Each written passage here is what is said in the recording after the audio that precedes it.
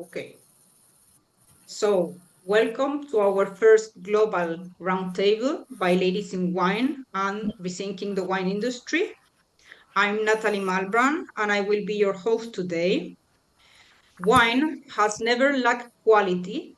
What is lacked today is translation.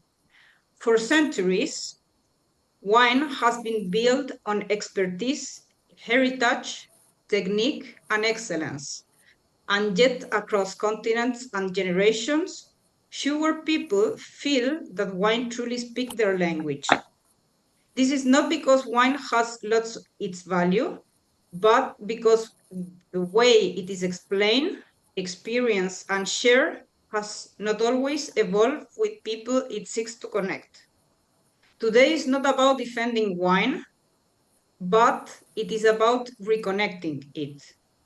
This roundtable is unique because it brings together science, markets, innovation, and digital ecosystem, not from one country, one generation, or one discipline, but across continents, cultures, and lived experience. Today, we are crossing sensory science and human emotions, traditional markets and digital first cultures, Europe, Asia, Australia, and the Americas, legacy, knowledge, the future signals. This is not a debate about who is right, it is a collective exploration of how wine can become meaningful again, emotionally, culturally, and socially. Welcome to this conversation about the future of wine, not as a product, but as a shared experience as a human. I am going to make a brief introduction about our panelists. I will start with Isabelle Lechaffre. She is a PhD scientist specialized in sensory science and consumer perception, owner of the Aroma Wheel and Vinum Academy. She helps us understand how people actually experience wine, how taste, emotion, and memory work together. Sophie Liu, she is a renowned wine KOL in China. She works at the intersection of wine, digital platforms, and culture. She understands how new generations discover and connect with wine today.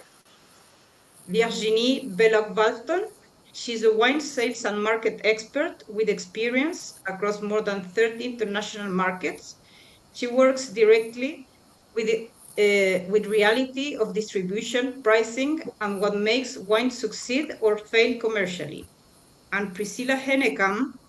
Priscilla is a leader of the movement Rethinking the Wine Industry. She works at the crossroad of wine, innovation, and marketing, questioning existing models and helping shape what comes next. So, how this roundtable works, each question will be addressed to one of our panelists who will have up to 6 minutes to develop the response. After that, I will invite one or two other panelists to complement the answer with a short reflection for 2 or 3 minutes each. This allows us to go deep without losing the flow, okay? So let's start with language, how wine is explained and understood. Isabel, given your work in sensory science and consumer perception, I would love to start with you. The aroma wheel became a universal language for wine from sensory science. What make that language work globally, and what conditions must any wine language meet today to truly connect with consumers? Yes, thank you for the question. I'm delighted to be here. Well, I'm a bit uneasy with the word universal language because I know it raises a lot of red flags these days. And really, the wine aroma wheel was created by Dr. Anne Noble at UC Davis to facilitate communication, not to put barriers in communication. So it's true that this language was developed in the US after tasting hundreds of American wines, and the tasters were, most of them were from American descent. So definitely the culture, was the Americas. And to be honest, coming from France, when the first time I read the wine aroma wheel, I had no idea what butterscotch or what was the other one that I had in mind? Linalool was. So there are things like that that doesn't make the language universal, but it's a guide, and I think that's how we should look at the wine language from a sensory perspective. This wine aroma wheel that I have in my hand is really a guide to help people communicate about their perception, because we never learn how to describe what we smell or what we taste, and this is a guide to help people break down their perception into simple categories with more or less familiar words. So this language is really a first step to help people starting wine tasting, starting discovering wine, to express what they feel, what they like in a wine, what they don't like. And this language is, it has been shown by research. I'm a researcher, so I love quoting researchers. uh, this this this tool has been shown to help novices really understand, the process of wine tasting and how to look at wine uh, in a structured way. So Catherine Latour from Cornell at the time did a thorough study to demonstrate that tools like the wine aroma wheel were a great guide to help, first time or first time tasters to really feel comfortable with describing their perception, because it's an unusual aspect. And I've used the wine aroma wheel, myself in my practice, and I can, share some stories. One day I was in a tasting room in Georgia, and we were receiving a flight of wine. And my habit is to take notes, because that's how I remember the wines. I need to take notes. And the guy who was sitting beside me was asking me, how do you do that? How do you find those words? So of course I took my, secret weapon. This is the wine aroma wheel. And then he used it, for the rest of the tasting. And it was just how engaging this simple tool, became to help those people who never had, this simple instruction of sensory tasting, to navigate the wheel, to use, they were turning the wheel, they were looking at the words, just to help communicate with each other what they thought about the wine. So I think that we need a language to communicate, to facilitate communication. And, in order to be accessible to consumers, it has to be relatable. And the words need to be familiar to those consumers. And the way we do that in sensory is to anchor those words with definitions, but also with example, with standards. So to go back to your question about, how it can be truly connect with the consumers today, I mean, we have to get rid of the technical language. Technical language talks to technical experts, but not to consumers. Nobody knows what, minerality or tannins are, even within, among experts. So to talk to consumers, we have to use words that they can relate to, and describe, with words that are, by association of products that they know.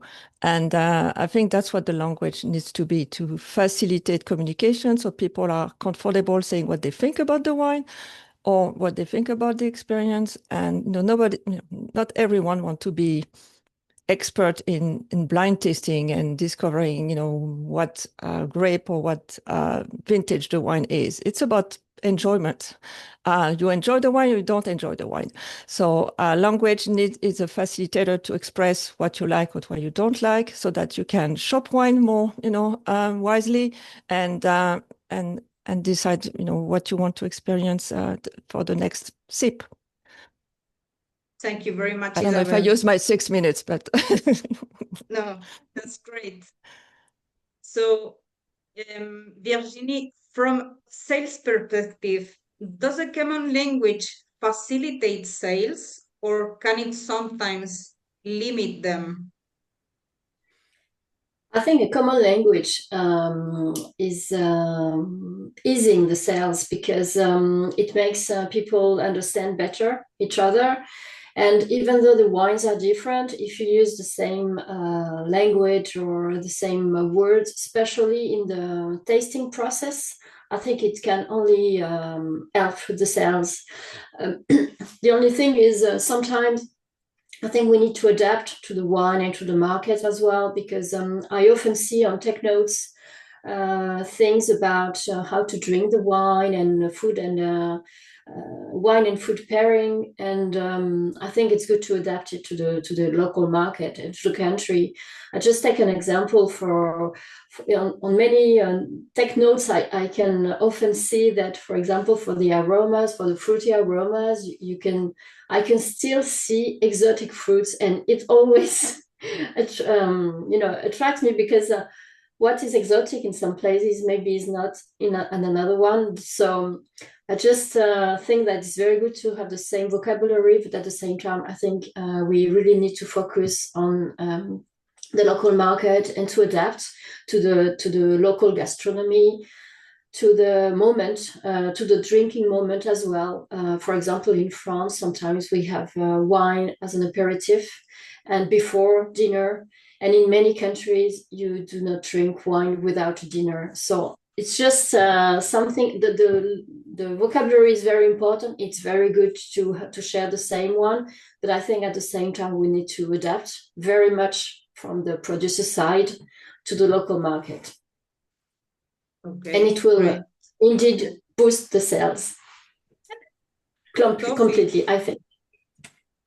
thank you, Virginie. You're Sophie, welcome. does this kind of language travel well across cultures, or does it require local adaptation in China specifically?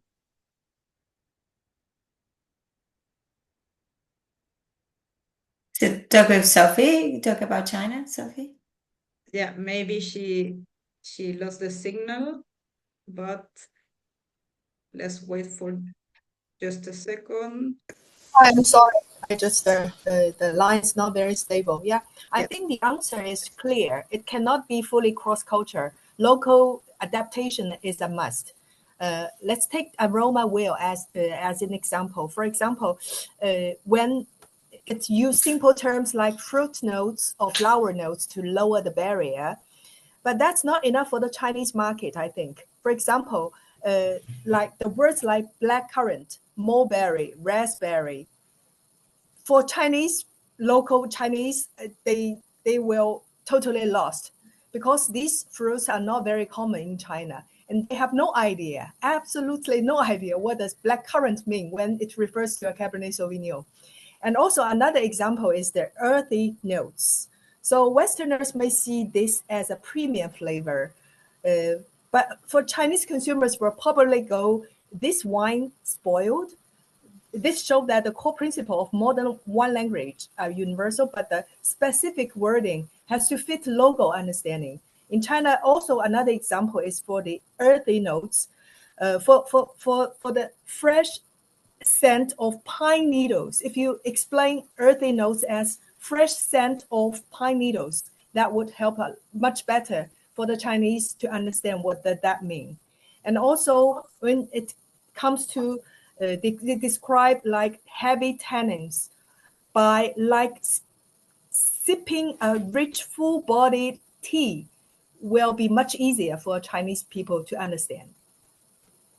And yeah, I think these are the example of the cultural gap between the aroma wheel and also the understanding by Chinese.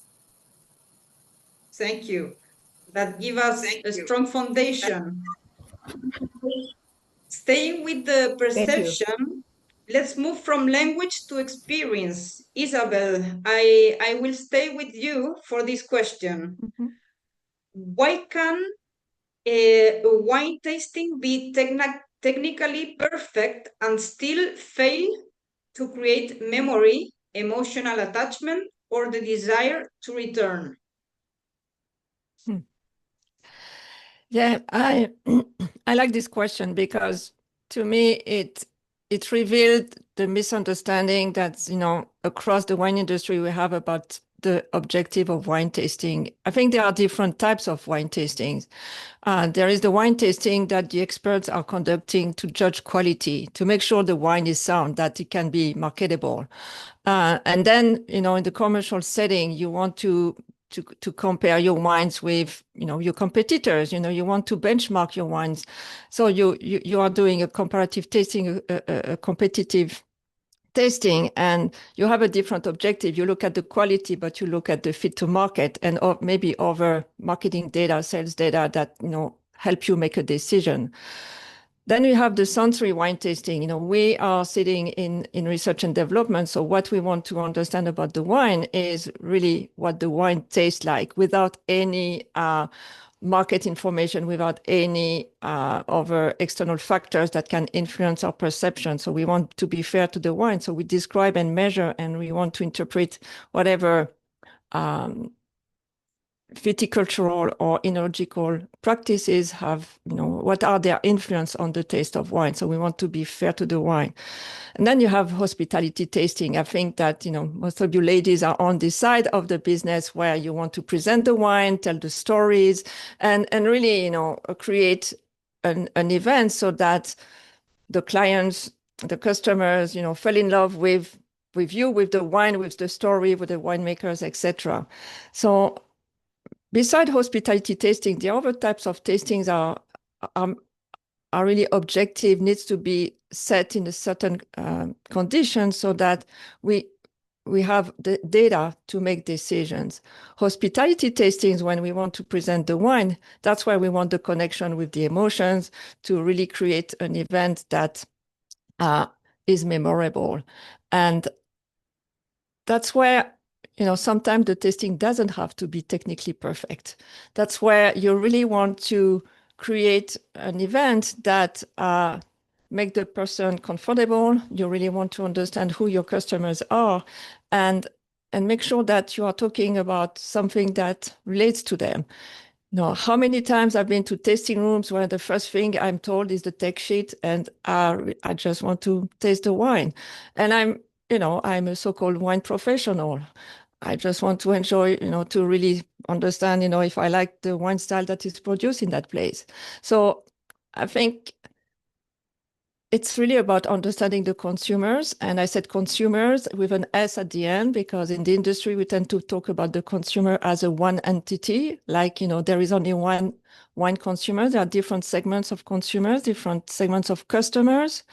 And I know the wine sales are regulated differently in all countries. So sometimes we don't speak to the consumers. We speak to a gatekeeper that pretends to know what the consumer wants. So it adds, levels of complexity. I really understand that.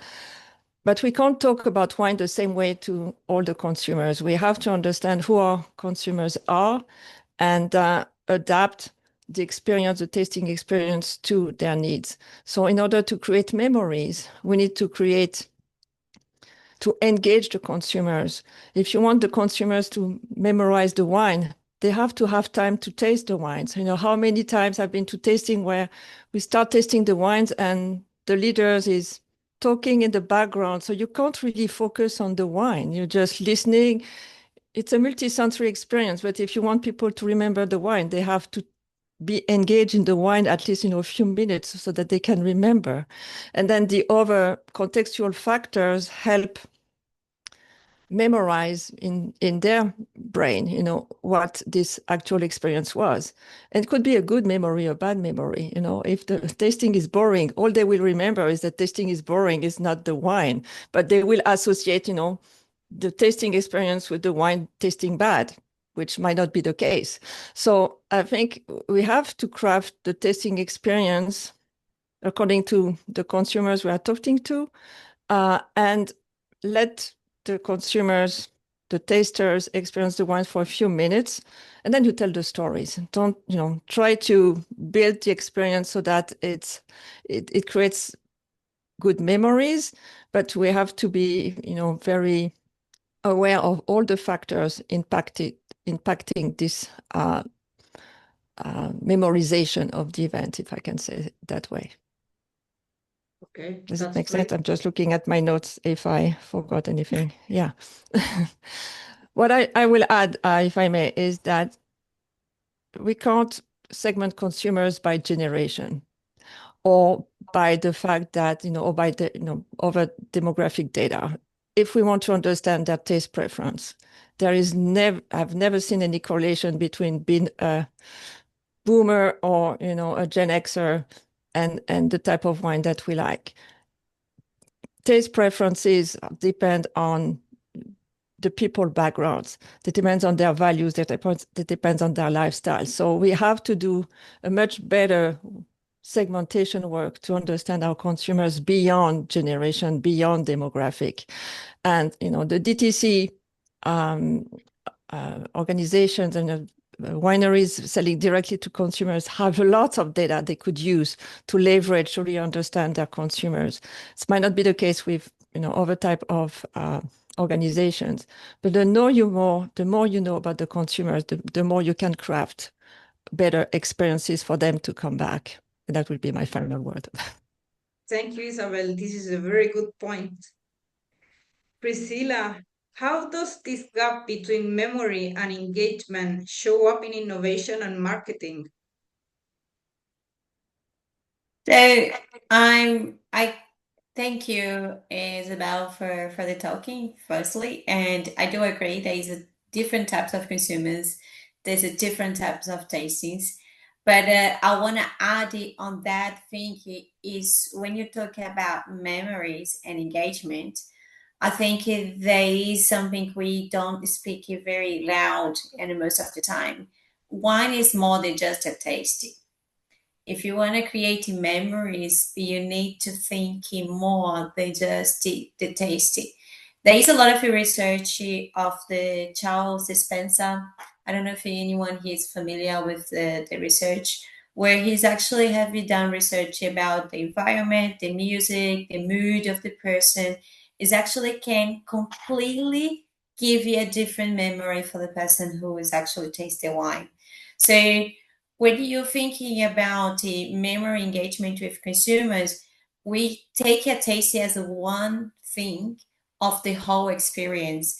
So if the mood, the food, the environment, the light, the person who is actually hosted the taste, it's not actually all in every environment is not given the every single pieces of the puzzle is not create that memory. It's actually we are missing a point with the customer. So I think when you're talking about members engagement and innovation, you need to take in as a different perspective from one is a tasty as a subjective abstracted, that's what it is, because that's what we lose in meaning in the industry. We lose in meaning exactly because you actually became a one became a number 95 points. One became a setup type of tasty, lemon, lime, strawberries, and they became too abstracted. And when you learn about neuromarketing, neuroscience, you know what is actually make people buy is it a conscious mind, is actually the right brain, is the right thinking, and then that is actually engagement with the context. So the context of many things, not abstracted like how the left thinking. So I think that's the thing we talk about memories, we need to ask more questions about ourselves. What's the person in front of me, what's the actually the value, make more questions to engage to understand that person, and it became more empathy as well when you're creating experience for people. If you know the people in front of you, what they like, what they values, what they are, you can create the better experience for them. I think we needed to create experience. It doesn't look like the same. Because if you're going to Chile, if you're going to Australia, you're going to Bordeaux, you're going everywhere, the wine you taste is going to be 4 or 5 glasses in front of the people. So some people is going to engage with that experience and going to get good memories, but not everybody. So how we can engage with different ways. And I think that's the innovation we need to bring to the wine industry, making more questions about what we can do more, what we can engage in more context, what we can bring meaning to the wine industry again, what we can bring this back. Because just education is not working, because if you're working, we have plenty of people drinking wine, because that is something we do and they do a lot. So what is the next? I think that's the questions we need to think. Thank you, Priscilla.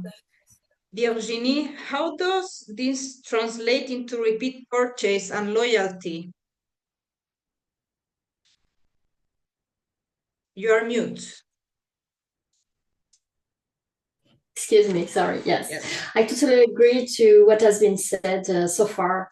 Indeed, when you remember what you remember during wine tasting is the emotion you are feeling, or the experience you're living, whether it be at the chateau, in the premises, or because or thanks to the person who is leading the tasting. And all of this is very important because you create connection. And how is that been? It has been said, connection is very important because wine is a lot about emotion, experience. When you are buying a bottle of wine from Chile or France or Spain or Italy, you want to buy a little bit of this place and the everything about the memories you can have there. So yeah, I agree that memory, connection, emotion. This is all. This is all about it actually, and it helps to repeat orders and maintain connection and build a long-term relationship with your customers. Okay, thank you very much. So You're what welcome. Isabel shared help us to understand how people experience wine at a human level. But perception is always shaped by culture and context. So now I would like to move from sensory science to cultural reality and take us to China. So, Sophie, given your direct connection with consumers and platforms in China, I would love your perspective. As Western wine consumption declines in China, is this a rejection of wine as a product or of the cultural and symbolic system surrounding it? Okay. So let's talk about the decline in Western wine consumption here in China. This isn't just a product versus culture question. There's a lot more at play, including what this shift means for domestic wines too.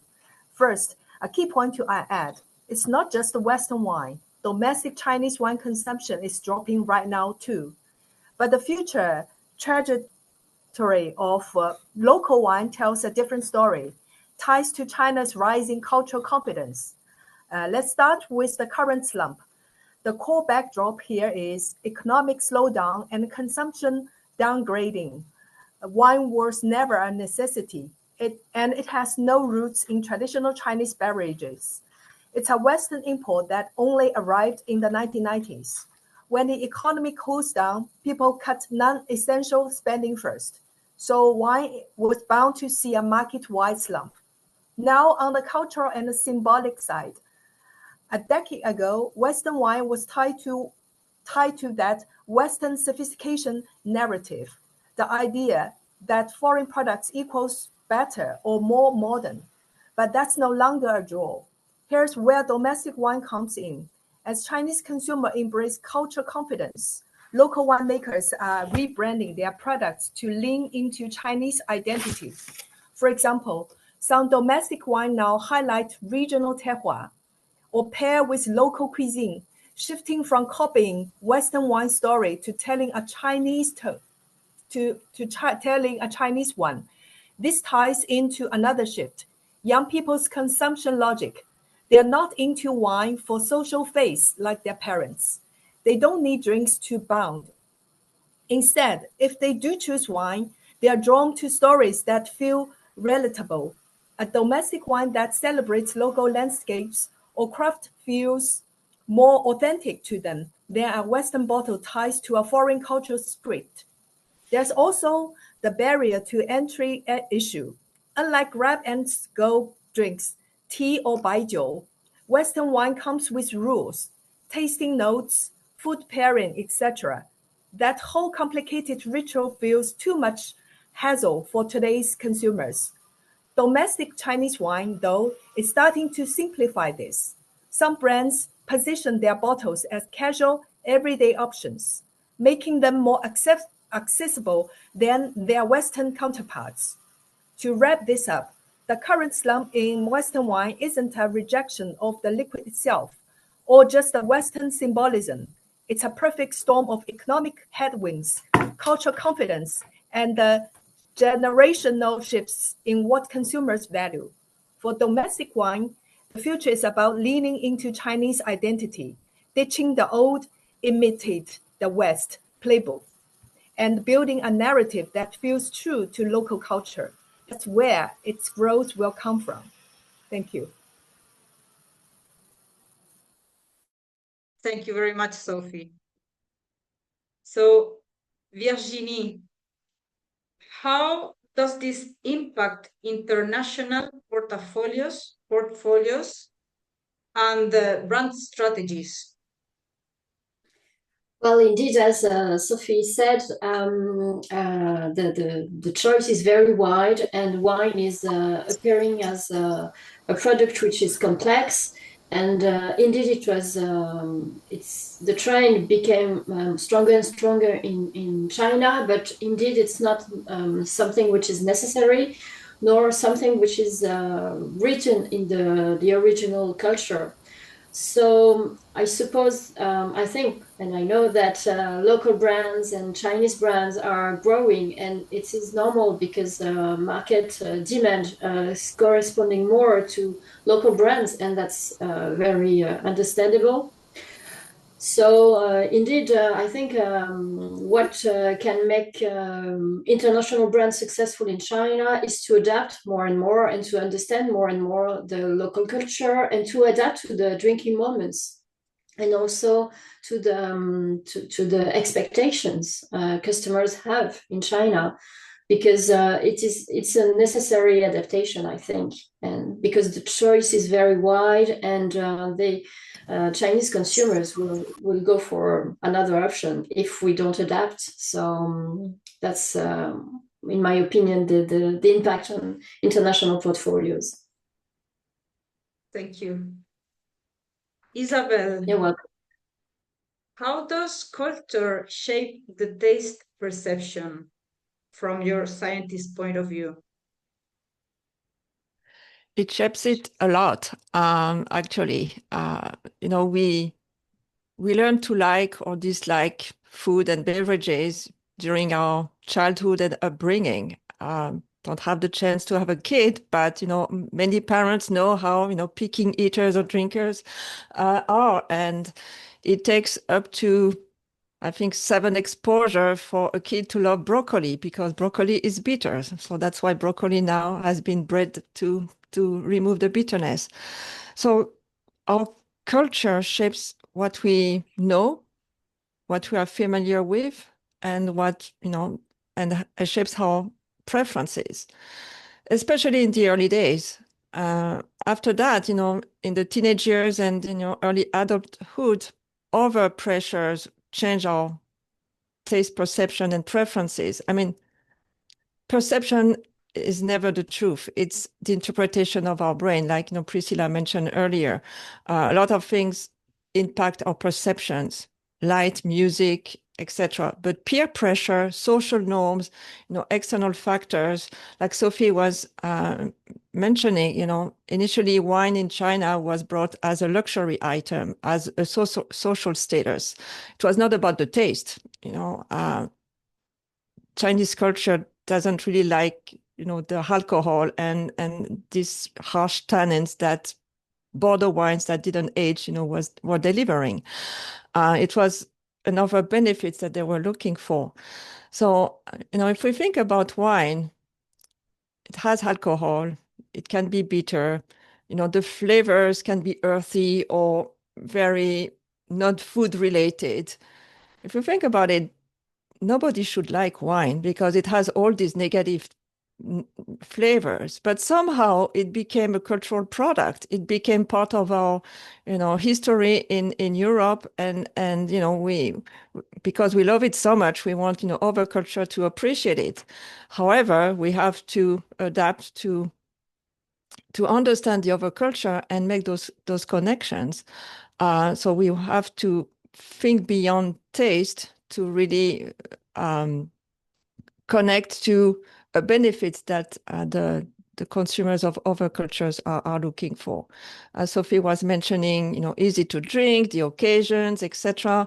That's what we need to relate the taste experience with the occasion so that it makes a package that is desirable by the consumer. So culture shapes our taste perception as many other things, but knowing it help us engage with consumers differently and create experience that should be a win-win at the end of the day. Great, thank you.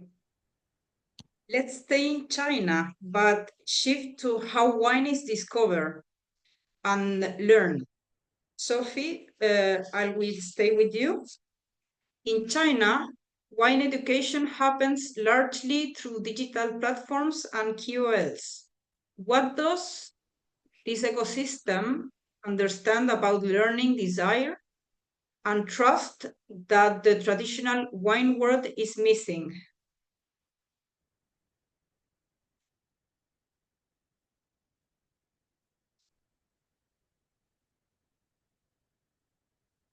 I think she lost connection again, Natalie. Yes, You understand her message? I know. Let me see if she managed to hear the question. Hi, Sophie.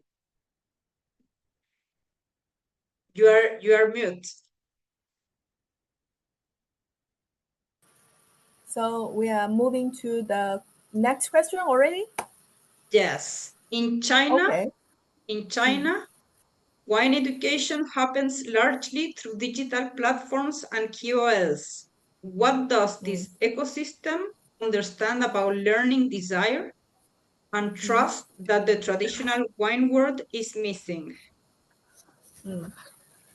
Well, in China, the wine education ecosystem built on digital platforms and KOLs have nailed the core logic of learning, desire, and trust that the traditional wine world still misses. It boils down to five things: speed, emotion, identification, short storytelling, and relational authority. First, speed and short storytelling. Traditional wine education is linear, top-heavy stuff. Learn tannins first and then test classifications with hour-long tasting. But in the digital space, KOLs break how to pick a beginner wine into 15-second TikTok clips, using tips like 3 words to tell sweet versus dry wine. It fits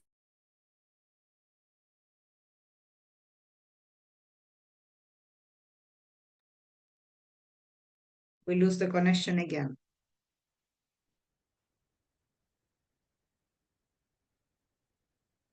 Let's wait for her again, just a few seconds.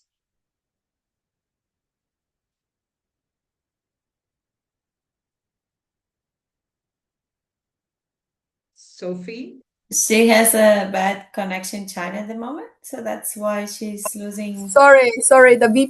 The Zoom in China is blocked, so I use a VPN. That's why my line is very unstable. Sorry for the breakdown. That's why. I Blocked understand. in China. Yes. Well, I will continue. Sorry. So Yes. it fits young people's habit of fragmented learning. They don't want systematic knowledge. They want practical tricks they can use right away. Then there's emotion and identification. The traditional world frames wine as elite only, making learning feel like passing an exam. But digital KOLs will say, when I first drank red wine, it tasted as astringent as herbal medicine. They use their own fails to connect, then recommend sweet wine that don't clash with hot pot. They tie learning wine to solving real life pain points. So young people think this isn't studying, this is finding a lifestyle that works for me. That's how design kicks in. Finally, relational authority. In the traditional world, trust comes from master titles or chateau classification, top down. expert to amateur credibility. But in the digital space, trust is I follow this KOL for 6 months. Our tastes are similar, and the wine she recommended last time was great. It's trust built on fellow enthusiast relationships, not expert condensations. For example, a regular Red Book blogger posts a 9 to 5 a 9 a.m. to 5 p.m. bus diary drives more young buyers than a professional sommelier because people trust the real experiences from someone like them, just like them. So what the traditional wine world lack isn't expertise, it's understanding today's consumers. Learning doesn't need to be systematic, but useful. Desire isn't about aspiring to be elite, but fitting my life. Trust doesn't come from titles, but people like me. And the digital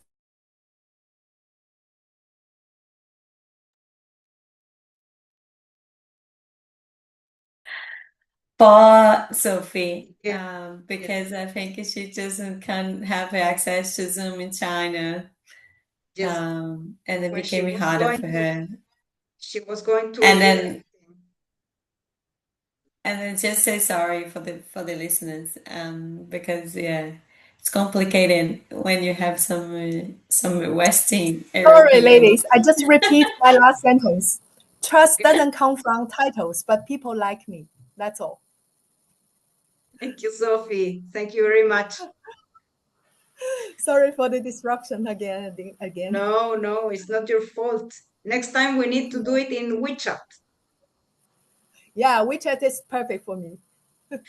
So, Priscilla, could platforms be considered a new form of terroir? So I love what Sophie said, because actually I had a newsletter where we're talking exactly about that, Sophie. Yeah, that says authority became is actually changing, shifting for network. That's pretty much what we say.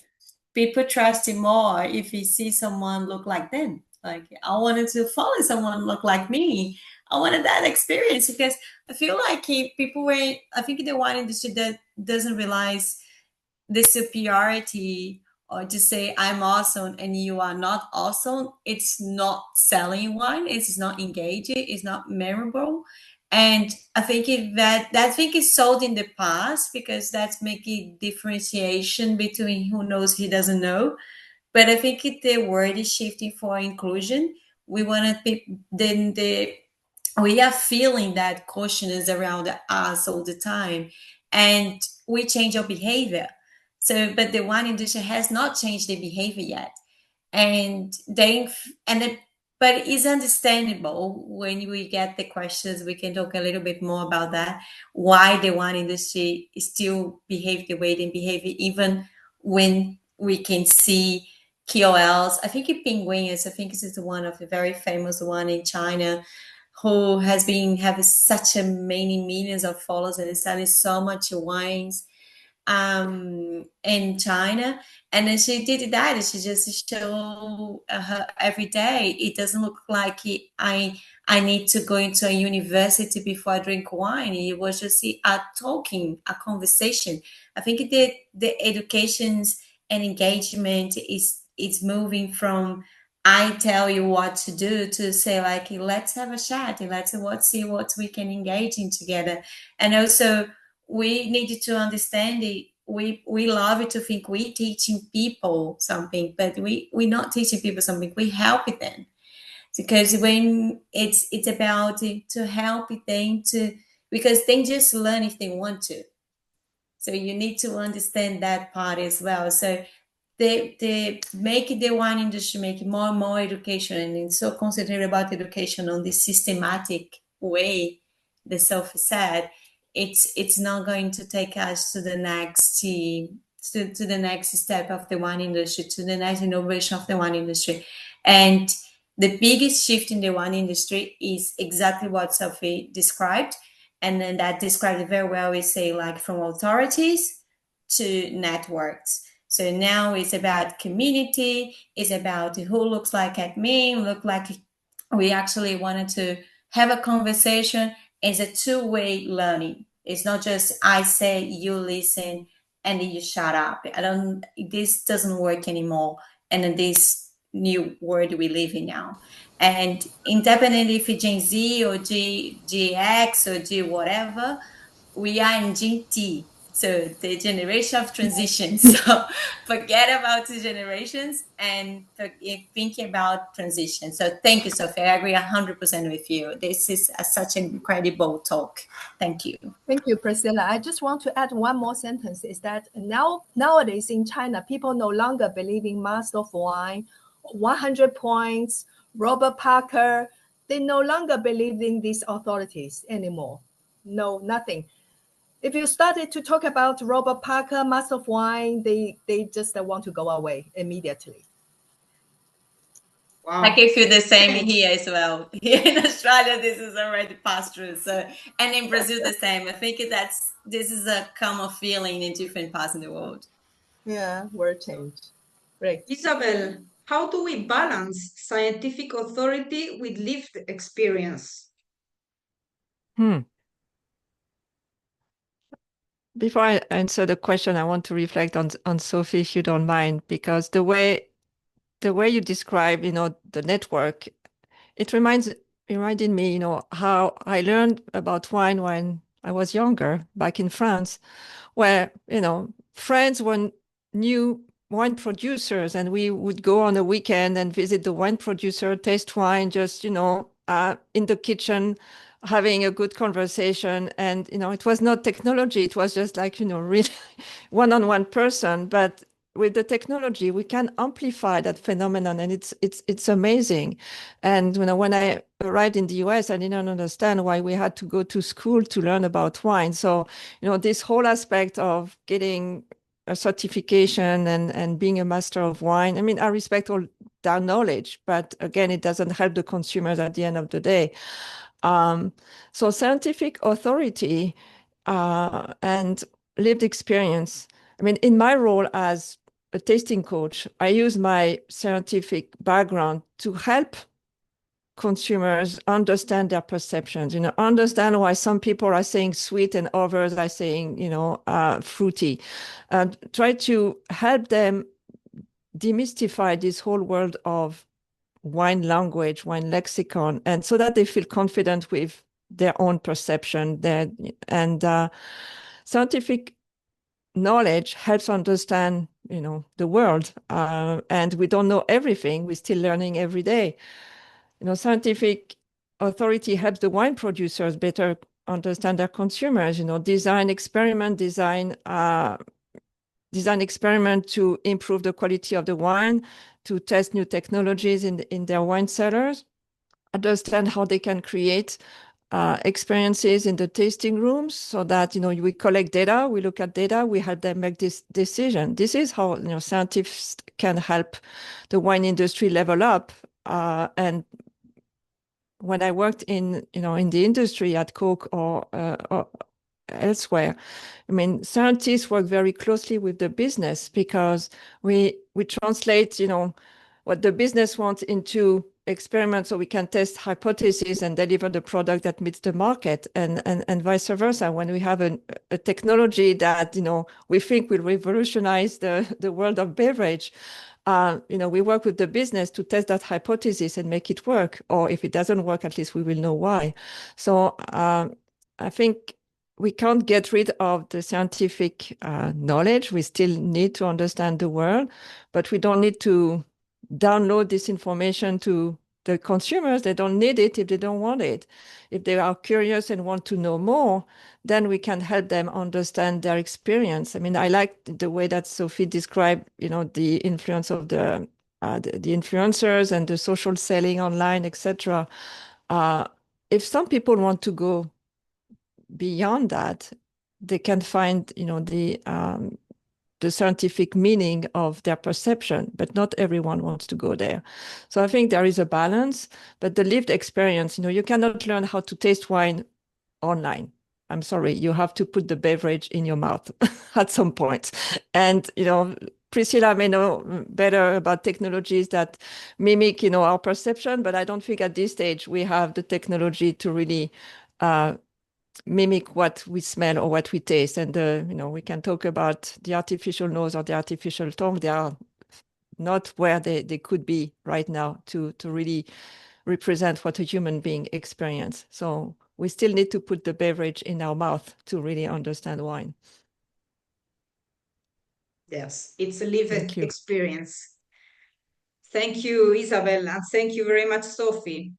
What we heard from Sophie show us that wine today is discovered through very different systems. So the question becomes, how does this translate into real markets and real business? So, Virginie, from your experience across more than 30 markets, I would love to start with you. When a wine doesn't sell today, what is most often failing? The product, the price, the channel, or the story surrounding it? Well, thank you for this question, Natalie. That's a very wide question, and I'm sure everyone would like to know the answer, Yes. but I'm not sure that it is easy to answer the question. But I will try to make it short and to speak about my experience. There is a very big paradox because wine has never been as good as now. The quality has increased a lot over the past years. The offer is very wide as well. You can choose wine for every kind of taste. But even though it's more and more difficult to sell wine, I will start with the price because I think it's a key point. To sell wine, you need to be at the right price. You need to study the market, the market and the market price as well, and to focus on the market you want to enter. And most of the time, the mistake I can see is that producers built the price on their product cost and don't really focus on the market price in the local market. They don't really study competition either. So that makes sometimes a big difference, and they don't fit the market really. So this is one key point, because I don't know, I think I only have one customer who doesn't really care about price, but in any other market and all the other customers I know, price is very important. That's the key point. That's number one. So that's very important to know what you do when you're presenting a wine. Then wine, of course, it's as we already said, it's a wonderful product, but it's not easy to understand, and not everyone. And sometimes people feel shy when we speak about wine because they think what they don't know instead of what they know, or what they can taste or feel, and that's a very big problem, I would say, for wine, because people prefer to try maybe other drinks like beer or other than wine because they feel very shy, and this is something we need to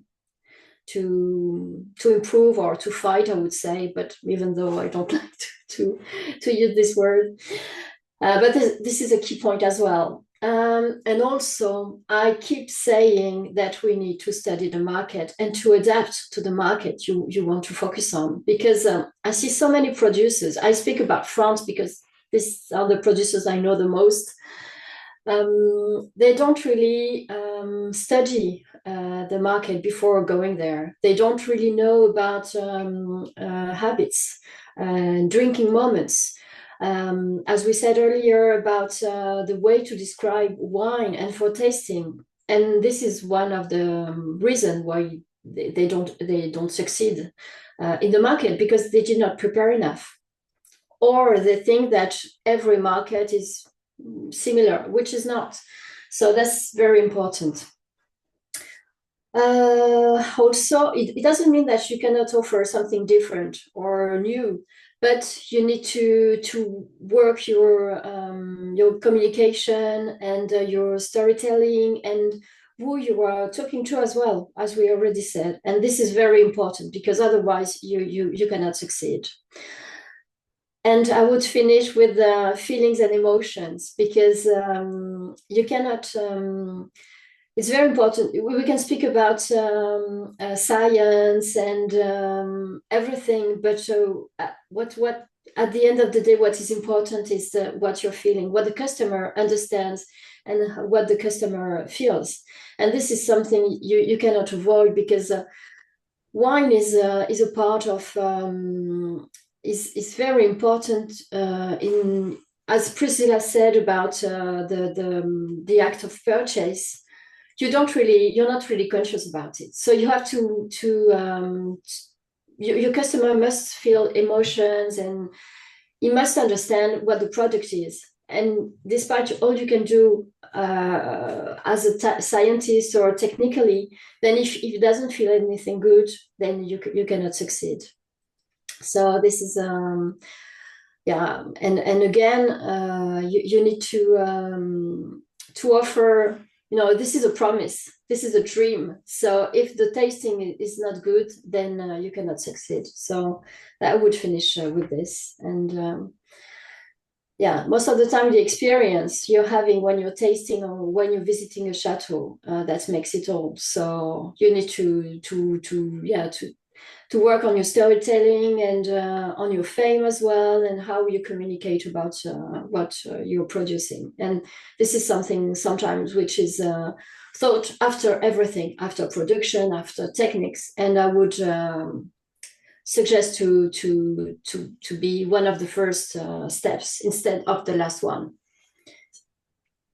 I would finish with this. Thank you, Virginie. You're Very welcome. complete answer. It was a tough one. Isabel, how much of this is perception versus the actual sensory reality from your point of view, of course? Yeah, always related to sales, right? Yeah. So my experience in CPG companies is that, when a product fail on the market, it's because, the technical staff didn't do the good work. And technical staff will say, well, you guys, marketing and sales, you didn't do the right thing, the right activation. So there is always, a tension between why a product failed on the market. Is it because the product didn't taste good, or, the activation wasn't made right? And, the former CEO of Coca-Cola, Muhtar Kent, was saying, a brand is a promise, and a good brand is a promise well kept. And, this is, when I was at Coke, this was, really our motto. We need to deliver what the good brand, express. What Virginie was saying, you need to start by understanding the market, understanding what you are promising to the market to deliver, and make sure that the product match that promise. So that's why when sensory scientists work with marketers, in CPGs, and it happens also in the wine industry, we looked at the product sensory qualities, the sensory benefits, but also we want to make sure that the sensory qualities match, the marketing that is made around the wine. So the first thing is the label, the bottle, how we talk about the wine on the back label. And we do a lot of experiments to look at the functional benefits, the emotional benefits, and we try to make sure that, we do experiments to make sure that what the brand promise in terms of emotions, in terms of functional benefits, in terms of taste benefits, is reflecting in the tasting experience. It's not done, by three people around the table deciding, that they like the product and the label graphic looks cool. It's done, with an actual experimental design to make sure that, the numbers give us the right fit.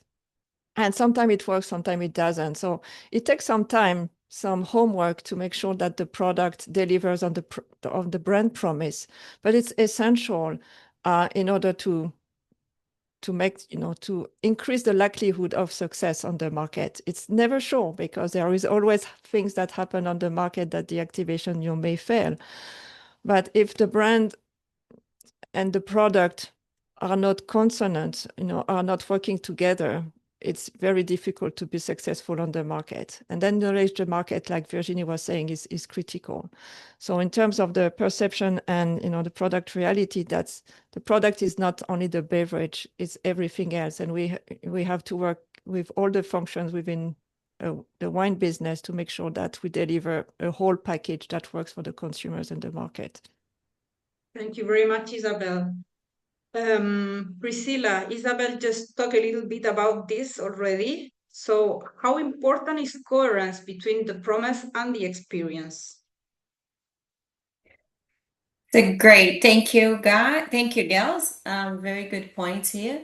But I will add a layer for what Isabel already said, what Virginia said, to make it people actually thinking. So when you were talking here about why one doesn't sell, I don't know if you pay attention, and I know all behavior, but we all blame something. Is the wine was not good? Was the market was not good? Did you notice we blaming things? It's all about blaming. We never taking the think about ourselves. What are we actually about my communication? Did I even don't use the same words, like, because it seems like for me everything the same promises. I don't know if you girls feel the same, but everything is luxury, everything is premium, everyone is all the same language, the same promises again, again, again, again. So the wine words became, the vocabulary became very narrow, and we never even stopped to thinking about like what actually luxury means, because luxury in Bordeaux, it's here in China, everywhere is luxury. The wine industry love that word. Premium, I don't know like how many wines, it's like, who is the most premium vineyards, this is the most better vineyards, this is the most high-end vine. So the whole wine words became the same promise. You don't, if you will use ChatGPT to write things, you probably see lots of the ChatGPT just repeat the same words, because that's the only base we actually send to them as well. And people using ChatGPT, the labels and everything, the content creation on the Instagram and social media became the same. So how the experience do you want it to bring to the table to the consumer? It doesn't look like the same of your neighbor. If you just really just copy and paste what is already validated. No one want to fail in the wine industry. No one want to try something new. No one wanted to. It's all the same words, the same thing, the same feeling, the same experience, and the same promises. So I think what missing the wine industry really is a little bit like I think it's salt and pepper. We put it all in the old foods. So let's put paprika. Let's put something else. Let's put like some other condiments. Try something different to see if that bring something new. Because I think even as a consumer, I can't. If someone is telling me like it's the best vineyards, I just switch off. It's like, okay, great. I can't really listen to anything else, because the two waters I went before, they said the same thing. I think the sameness of the same promises is really drive me crazy. Sometimes I can't really go to waters anymore, because I know exactly what they're going to say, and when they say the same thing, it's just like, again, and I think if that's for me, I have this cautiousness now.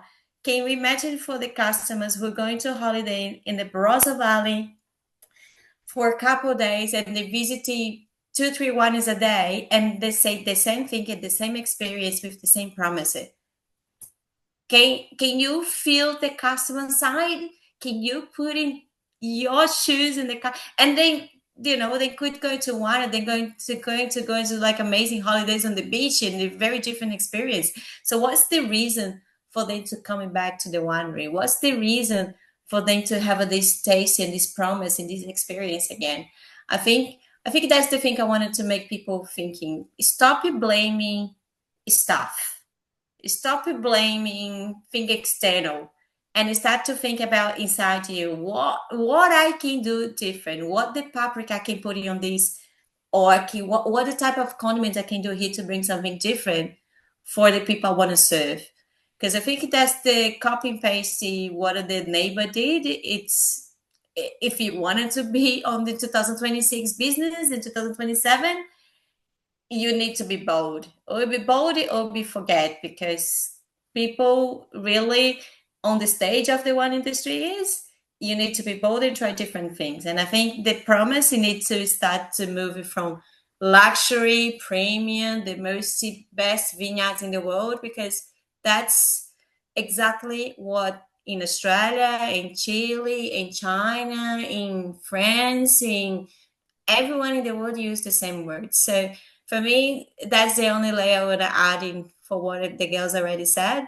And that the people start to rethink about stop blaming others and blame external things and start to blame yourself for the things what you have today. I think that's if your life is not, if your wine is not selling, think about what you can do better instead to blaming other stuff to making you feel good about yourself.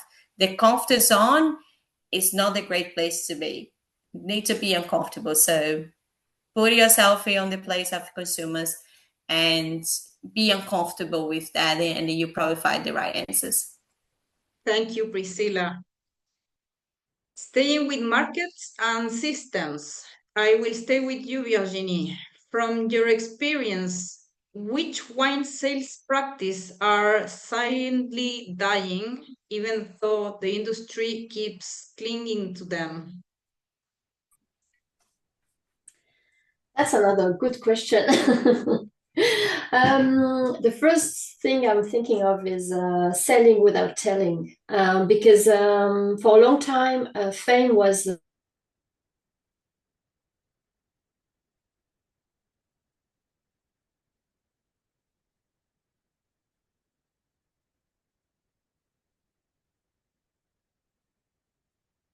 Oh.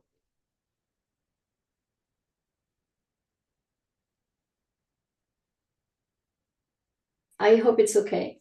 So for a long time, fame was sufficient, and big chateaus or big wines were just expecting the customers to come. And I'm sorry to tell them that it's over now. And even though some chateaus still are still expecting something to happen, which will never happen. So that's one of the first thing I was thinking of. The second one would be, and it meets what Priscilla just said, is about the vocabulary which is used, because it's either complex or it's always the same one. I always see the words like terroir, tradition, and I could add, as you said, Priscilla, premium, luxury, but terroir, tradition, family-owned winery for a few decades, it's always the same thing.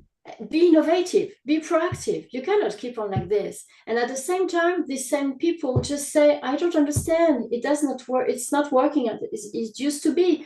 Yes, so just change something. Don't wait for it to happen, because it will not. So, and also, I understand the communication today for some chateaus and producers, it's not easy. But it's all about what they have to do today is to change their communication, to be innovative, to try something new, because all the neighbors are doing the same thing, are still expecting, and it will not change if they don't change themselves. There is also another thing, which is what I call cold selling, just sending the same message to everyone. And it does not work either. You cannot talk to someone who is in Europe the same way you are talking to someone who is in America or in China or in another country or in Asia or in Africa. It's not possible. So you need to adapt what you're telling them, how you're talking about your vineyard, your wine. It's not possible to say to use it to use the same words and the same arguments and the same phrases. And I'm really confident because consumers need connection. That's very important. And I'm really confident that this sector is gaining more and more women, because I have the strong feeling that women are more customer orientated, and I think communication is something they are more focused on the end consumer, on their customers, and I think that's really what is lacking.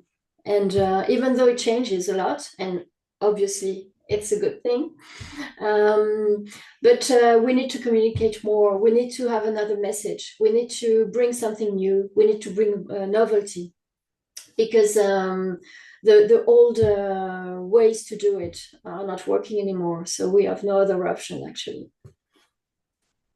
Thank you. Sophie, You're welcome. what clearly no longer works in China or Asia? Well, in the Chinese market, the multi-tiered importer, distributor, retailer chain, especially the middle distributor layer, is fading quickly. Back in the day, one relied on that layered system. Importers sold to regional distributors, who then passed stuff to retailers. But now, importers are cutting out those middlemen. They are selling direct to retail spots, leaning hard on online channels, or even opening their own physical stores. Distributors used to add unnecessary margins and slow down logistics, and now Chinese consumers are used to buying direct online or connecting straight to brands.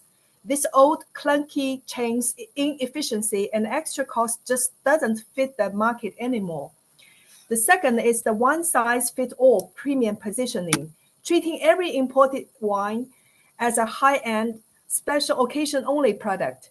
For years, the industry framed wine as a luxury status symbol, tying it only to weddings or business dinners.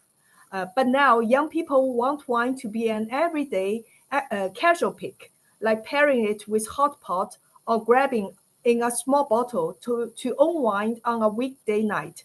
Yet the industry is still stuck on that premium style, fancy packaging, hyping chateau heritage for cheap wines, and it's pushing away the fastest growing group.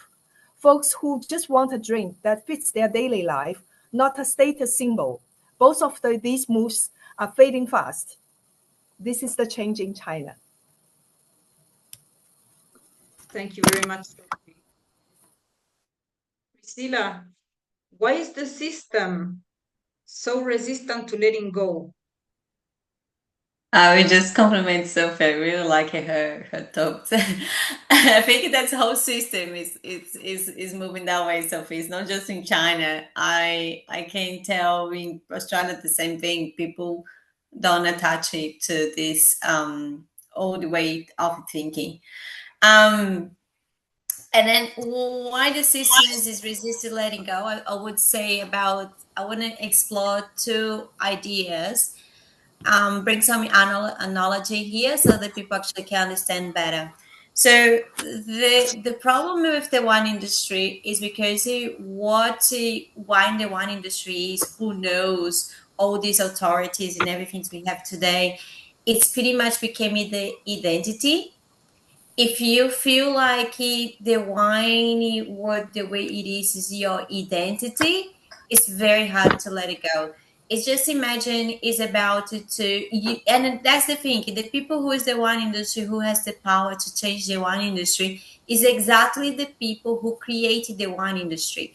So if you created the wine industry, how it is, how you can let it go? It's just imagining like if they create it's like the sun. It is your son. How do you can actually create it making your son, and then you just let it go because it doesn't fit the world we live in now? So there is a lot of psychology behind in the wine industry, and that we need to put in empathy to understand them, to be able to help them to get to the change. And that's because it's very hard for them, because they create the system we live in now in the wine industry. This, who knows, who doesn't know, the authority, this status, belief, or this luxury talk is all created by the people who actually have the power to change the wine industry. And because they create that, they really believe that's the sun, that's everything they have, there's identity. And then when you're talking about the identity, it's dangerous. Then you feel like they're going against to you.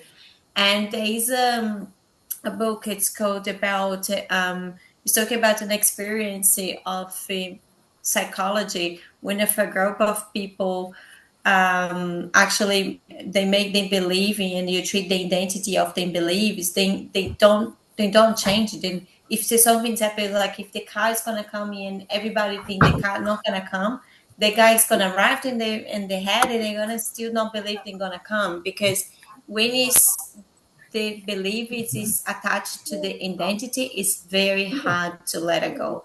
It's like to say no to your son. And that's, I think that's the feeling in the wine industry we're having now. And that's the thing we need to understand it then, and then be empathy with the people who on this cycle of very struggling to change. But we needed to recognize it and help it then to moving to adaptable mode, because with the AI coming, and the next 2 years, 2026 to 2027, it's going to change it, absolutely everything, how consumers behavior. And just doing because we build this and because we believe it's our entity, is not going to help it then to the business. It's not going to help it want to be the next and wine business be the next things in the future. So I think if you wanted to think about wine future, we need to let it go of things, and then we need to unlearn and learn things again. Thank you. What we've heard so far makes one thing very clear. Many challenges in wine today are not about quality, but about the system. So let's zoom and look forward. Priscilla, as a leader of the movement Rethinking the Wine Industry, I would love your view. If wine is no longer aspirational for a younger generation, what must be reinvented first? The marketing, the experience, the product, or the commercial structure itself? 5 minutes, please. I'll I'll be very honest with you all. I really think we always try to get external changes because we have been programming in your mind to blame the external, to fight external answers. And that's why I'm going to take in this question to other way, because I think it's not only about the one thing in the wine industry, not only about communication, it's not only about distribution, it's really about the consciousness and the mindset of the wine industry. And because I believe on that, the first thing we need to change is not external, it's ourselves. So it's literally ourselves we needed to start to making questions to ourselves. Is this it existed like something on the science? Again, talk about brains. So it's called mental cognition.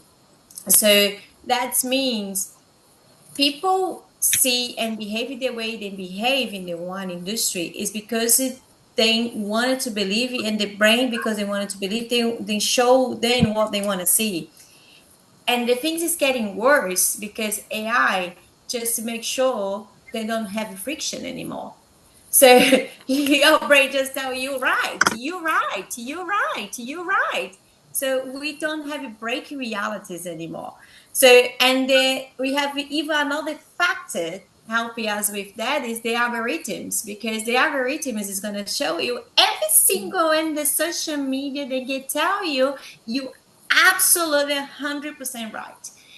And then we have this algorithm is going against us, and you're going to ask ChatGPT, yes, you're right. You should not change anything. You should do the one. So, and then that's the friction. We don't have a friction anymore. We don't have a frictions in the way we think. Our brain became very limited, very narrow to just one way to see things. We don't have a critical thinking. We became a group thinking at the moment.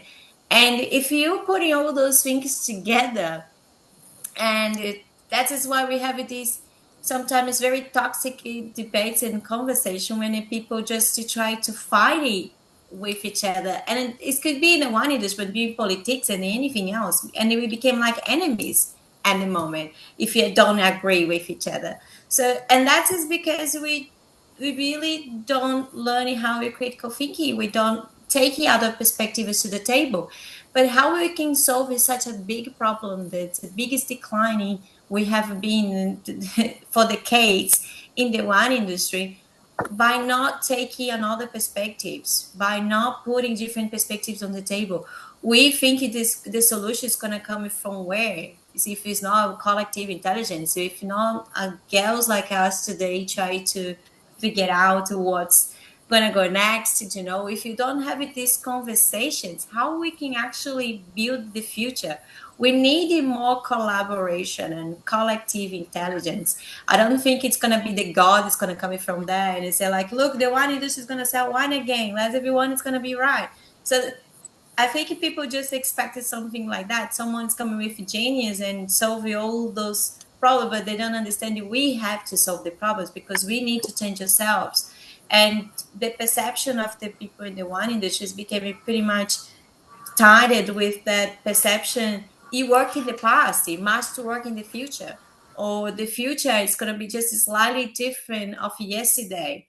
And that falls, helping us to adapt it. So things start to moving in, like things in, like Sophie said, like how China is moving so fast. Like I said, because I read a lot of news about China, because the technology there is just going amazingly, amazingly rapidly changes. And still, like if things, people in China is moving faster and faster ever and ever. It's like one day we have a ChatGPT, the other day China creates Seek. So things like that is not waiting years to deliver anything anymore. And it is change behaviors, because people are looking now for now they're looking for recommendations with ChatGPT, which one I buying today. So they don't looking for Google or for authorities or for 94 points. They're gonna say like, I'm gonna go into a camping. I want to take to, can you help me? Like some people tell me like that's what they're doing on the bottle shops now. So these technologies change behavior, and the consumers' behavior is something we should talk in more and more and more. But it started to try to understand that change behaviors and consumers' behaviors and what we drive to the next. We try to still think the past is going to be the same as yesterday, or the future is going to be the same as yesterday. And I think if you keep in defending the past and not adapt to the future, that's going to be the thing for me. That's the most important thing for us, for to be adaptable, because it's not only about the younger generation. My generation drink less wines as well. Like I'm millennials, it's not only Gen Z. So we are all in the transition generation. So it's not only about Gen Z. We need to figure out about Gen Z, because it's many generations before Gen Z, after Gen Z is not drinking wine how it was before, and we have much more choices. I think it was Isabel or Sophie said, that's people don't want that, if the people don't talk their language, don't make any desire to talk it to the people who want to drink it, we want to consume it. So why they going to choose you if there's so many things there to choose? We have so many types of drinks, and we have so many wines as well.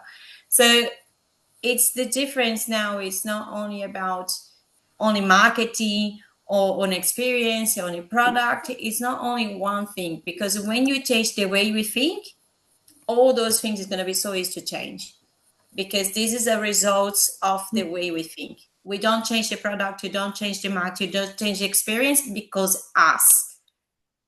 That's it. So we need to change. We need to go from an defensive mode to adaptive mode, to survive mode to creative mode. And a creative one word actually is going to be part and relevant for the future. So I think that's it. I think that's the way I want to finish in this. I hopefully everyone understand, because I think I was putting like a lot of points together try to come in my mind. But anyway, so thank you, Nati.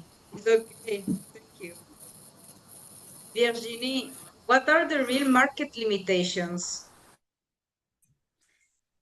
Actually, I agree with everything Priscilla said, and I will not say it again. The only market limitation I can see, because in France we have we have seen in the last year some new products linked to wine, whether it be low alcoholic wines, or like, for example, the trend of more white wines instead of red wines, or more sparkling wines. And I think it's good because even in Bordeaux, where the trend was traditional wines were more like oaky wines with high tannin and so on, we have fresher wines. And this kind of changes is very good because it gives some freshness to the market, I would say. But the only limitation I see is that the trains are passing very fast, and it's not easy to adapt concerning the production mode. And sometimes the train is quicker than the way we can adapt to the wine market, because the production, the cycle of the vine, the production, and also to adapt and research as well for new products, it's taking longer than sometimes the trend. So this is the only limitation I see from the market point of view. Thank you. Sophie, what early signals do you see in Asia?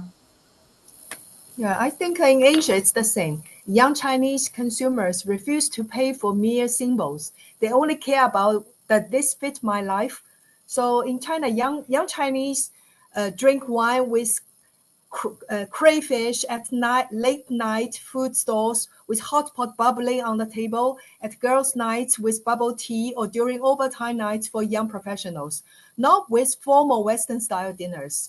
And also, we need to restructure the experience. Let wine blind into young people's social context. Once the product fits, we need to use experiences to break the stereotype that wine is pretentious or elitist. What young Chinese want from an experience is participation, interaction, and shareability on social media, not one-way wine tasting lectures. And the third priority, we have to upgrade marketing, make sure speak young people's language. Only when the product and experience are on point can marketing deliver its full impact. Young Chinese are immune to forced advertisement or preachy. Instead, they prefer content that resonates and builds emotional connections. Thank you very much. So to close, just one last question. Priscilla, I will stay with you. Looking at low alcohol, coffee, wellness, or fashion, what are these industries doing that stay culturally relevant, that wine still resists adopting?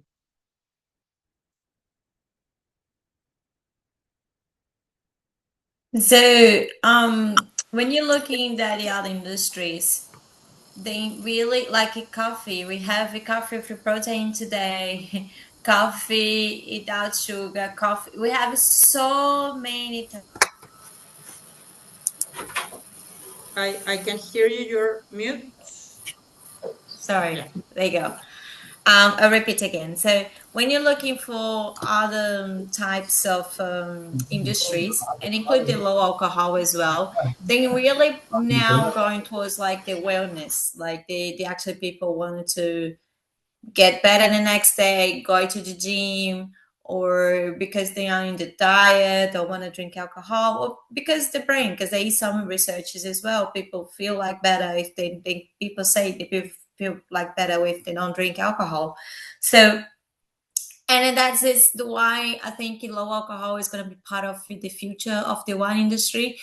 And I don't think it's going to be a trend, it's going to go away, and because that's it's going to part of the evolution of the society.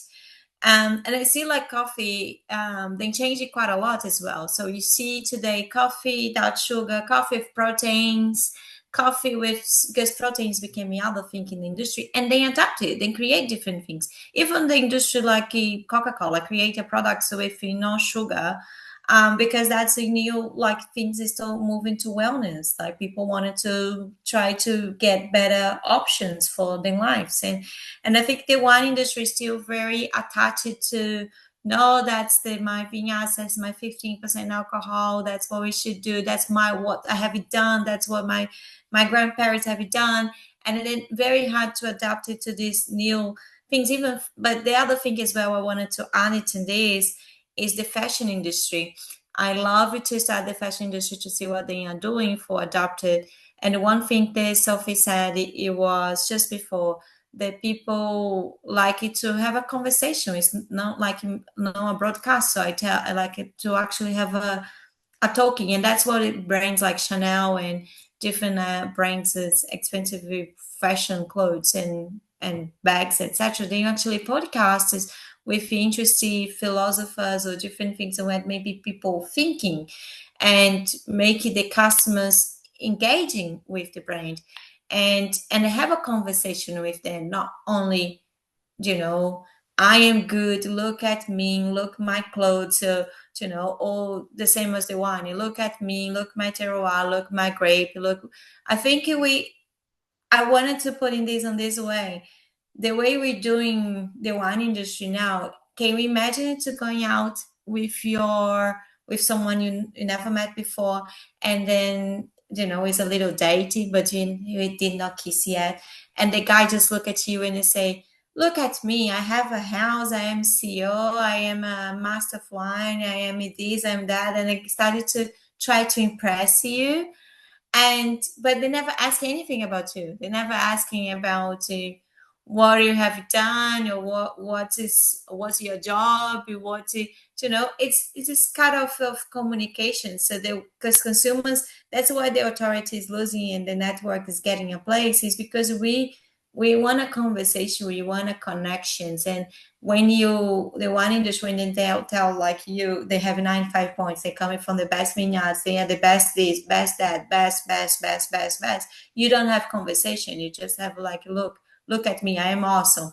so buy me. And I don't think the people is on that path anymore. They don't want to think the message, they don't attach it to this evolution word. So, and I think that's what these other industries doing very well. They have a conversation with consumers. They actually understand what the desires are. They understand what they fit in their life, and they understand what's the world is going, the evolution is going, and then it's wellness, have a shared connections, and that's what these other industries actually winning space, and the wine industry still on the old way of thinking. So that's why we're losing space, and that's why this conversation is so important for us to reflecting and thinking and adapting. Thank you, Natalie, so much for that. So thank you, Priscilla. Isabel, how do emotion and perception play into this? Yeah, I think what we have been discussing so far is how do we move from being product centric and naval centric to be consumer centric, and really understand the people we want to enjoy our product. And having worked in the CPG industry, I've seen how we look at innovation, and the first thing that we look are signals of future trends. When Virginie earlier was saying trends are moving fast. Well, you want to learn about the future trends before they exist, because when trends are in place, it's too late. By the time you plant your grape, your white grape in the soil, 5 years later the trend is past. So it's really understanding the consumers, and understanding all the external factors that change society. So how what would be the need of the consumers in the future? And I will get to emotions in a moment, but really what we want to understand is what is the job to be done to fix a problem that the consumers have. So what are the problems that consumers have with, with wine? I mean, we talk about, them, it's too luxury, it's too premium, it doesn't fit my lifestyle. So it's really about starting by the consumers, understanding, where the innovation fits in the job to be done in the consumer lives, so that we can really create a product that delivers those benefits. Again, it can be taste benefits, but it can be functional benefits like wellness, or it could be emotional benefits. And the emotion is what, we want people to feel good. It's really what is the emotion that we want to create. Sometimes, I was speaking with a colleague a few days ago, and she said, well, I want to like wine because it seems like, wine likes, helps you relax. So is it relaxation that we want to convey? Is it fun with, our girlfriends when we have a night out? So we can start about the job to be done that can be emotional, that can be, in the context.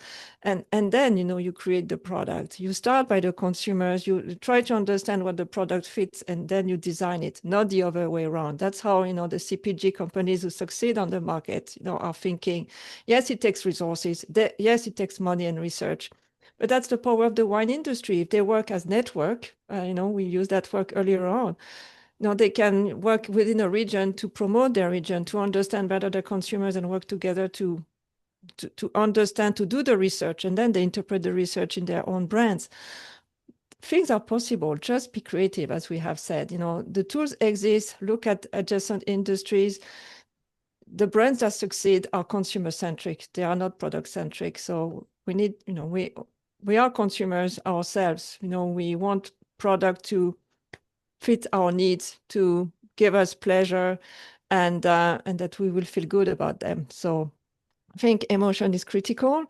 As I said before, it's a whole package that we need to design, not just one aspect of it.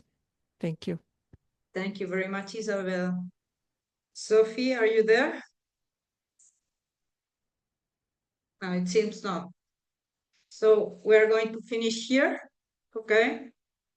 Thank you very much for all of you to be here. Today was not about having all the answers. It was about creating connection. I hope you enjoy it. This conversation was made possible by Ladies in Wine and Rethinking the Wine Industry. Ladies in Wine is a platform created to bring people together, ideas and cultures through wine. What we hear today reminds us of something essential. The future of the wine is not only about quality or knowledge, but about meaning, about emotion, and shared experience. Thank you to you, or our panelists of the day, for your generosity, all your time, your insight, and thank you to everyone who joined us. This is not the end of the conversation, it is just the beginning. I hope you have a great year, and let's talk to you soon. Thank you very much for your time, really. Thank you, Natalie. Thank you so much. Thank you. Thank you, It was everyone. amazing. Priscilla, Thank you. Isabel, See ya. and Virginie. Thank you very Thank much. you. Good night. Good night. Good night. Good night. Bye-bye. Bye. Good night, Priscilla. Thank you. I'll leave my Facebook account in the public place so that you can reach me whenever you want. Do you Thank have you. only Facebook? Do you have Instagram or LinkedIn? Instagram, yeah. Yeah, okay. I I will have a look can on make a Instagram. group. I will share the contacts. Okay. Okay. Yeah, Great. please. Thank you, Please do. Natalie. Thank you, Thank everyone. Okay. you. See ya. Thank you. Bye-bye. Bye. Thank you, Isabel. Bye. Bye.